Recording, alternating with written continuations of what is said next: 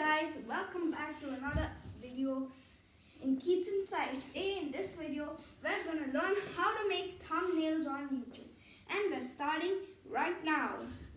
So if you want to select your thumbnail, you have to press on this button, and you can also do this on the YouTube Studio app available on iOS. So now once you're done verifying, you can upload your thumbnail. And then press on this. It'll come all these things. So select where your thumbnail is. Now open the file. And now you can see the thumbnail has been selected. So if it's ready, press on save. And your changes will be saved. Thank you for watching how to edit your YouTube thumbnail. And this was a short video. So if you want to see more of my short videos,